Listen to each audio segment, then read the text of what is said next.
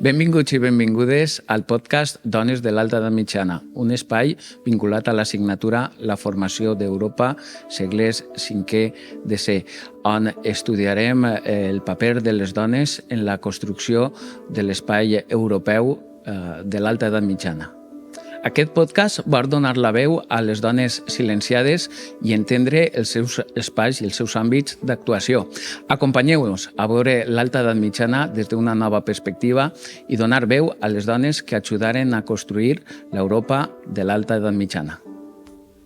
En aquest nou capítol de Dones de l'Alta Edat Mitjana tenim amb nosaltres a Elisabeth Villalón. Elisabeth, bienvenida. Hola, Frederic, y muchas gracias por la oportunidad. Bien, ¿de quién nos vas a hablar? Pues hoy vamos a hablar de Teodora Porfirogeneta, es un nombre un poco complicado, y su vida va desde el 980-81 hasta el 1056, y básicamente fue una emperatriz del Imperio Bizantino, que gobernó en solitario. Oye, explica eso del Porfirogen, ¿qué? Sí, es un poco... literalmente se traduce en nacida en púrpura, y eso se debe a que nació en la cámara del Pórfiro del Palacio Imperial, mientras su padre era coemperador con su hermano Basilio II. ¿Y cuál es el contexto, ¿no? ¿Cuál es la situación de Bizancio cuando Teodora llega a edad adulta? En esta primera etapa, donde ya la vemos un poco más en la vida política, yo la catalogaría de una crisis dinástica. Y el contexto es que ella es hija de Constantino VIII y de Helena, una patricia de clase alta. Y su padre, como ya he dicho, era coemperador con Basilio II, que Basilio II era muy destacado porque a nivel militar consiguió expandir las fronteras del imperio, por lo que era muy destacado. La cuestión es que cuando Basilio falleció, aún continuaba Constantino VIII para seguir con el gobierno. Pero cuando murió Constantino, solamente tenía dos hijas, Teodora y Zoe. Entonces, claro, aquí podemos pensar, ¿acaso en el imperio no se podía gobernar si eras una mujer? ¿Había algún tipo de ley? Y la cuestión es que no, en sí que era legítimo, pero es cierto que había una tradición en la que prevalían más los hombres. Por lo que las altas esferas lo que intentaron hacer en este primer apunte fue intentar casar a nobles con las princesas para que su legitimidad cayese en ellos. Y claro, ese gobierno conjunto de las dos hermanas, ¿qué es lo que supuso, no? Claro, solamente, como has dicho, vamos a ver que tuvieron durante muy poco tiempo un gobierno en el que las dos hermanas fueron las emperatrices. Pero todo se debe a que es cierto que, como he dicho, les obligaban o les aconsejaban que se casasen. Zoe sí que accedió a ello, pero Teodora dijo que no. Por lo que sí que durante esta parte ella vivió como fuera de lo imperial, de la corte y todo. Pero Miguel V, el hijo adoptivo de Zoe, quiso quitar a su madre del gobierno, y es cuando el pueblo de Constantinopla se levantó en una revuelta porque quería a las dos princesas de vuelta. Y ahí es cuando durante 2 meses, fue poco, pero ya tenemos como un gran acontecimiento de la cogobernanza de las dos hermanas, y tuvieron pues un pequeño tiempo para gobernar, pero otra vez Zoe se volvió a casar, por lo que aquí ya podemos ver cómo una hermana igual sí que sucumbía más a lo que decían las altas esferas y Teodora no. Teodora se mantenía al margen, ¿no? ¿Qué supuso ese gobierno en solitario? ¿Cómo gobernó Teodora cuando accede al poder? Zoe y Constantino IX, que fue con el segundo hombre con el que se casó, murieron y ella se quedó como emperatriz.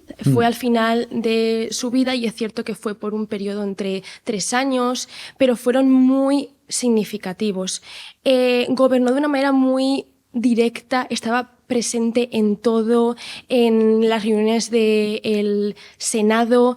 Luego también era capaz de poder nombrar y destituir a la gente que estaba en la aura del imperio, por lo que fue muy, muy efectivo. Y su gobierno supuso una gran en sí imposición sobre las élites militares. Claro. Porque claro, siempre encontramos este rifirrafe entre hija de tengo la legitimidad contra la fuerza. Efectivamente. Y claro, supongo que esa relación con la aristocracia militar siempre fue tensa y complicada, ¿no? Claro, siempre fue tensa y además, haciendo una visión global, nos encontramos en un periodo un poco turbulento, porque estamos viendo a raíz de la crisis dinástica que estamos dejando como un apogeo bizantino hacia un periodo de crisis. Además, si miramos en el contexto del continente, se están produciendo invasiones tanto en Occidente, pero sobre todo quiero destacar que un acontecimiento muy importante, que es cierto que no estuvo dentro de su reinado, pero como estudiamos y como sabemos, no todo empieza de un día para otro y no todo acaba de un día para otro cuando firmas algún tratado. Por lo que lo importante fueron las redencillas con la Iglesia de Roma. Ajá. Y se produjo el gran cisma en el 1054, que aún continuaba Constantino IX, pero ella obviamente tuvo que heredar toda la convulsión, toda la dinámica eclesiástica. Y digamos que ella no hace nada por romper ese cisma, por volver a la unidad, ¿no? O sea, porque lo que he podido aprender de ella y lo que he podido ver, ella quería la estabilidad. Entonces ella pretendía continuar de manera efectiva con lo que había establecido, con lo que ya estaba establecido, y igual no se atrevió o no le dio tiempo a ir por otro camino.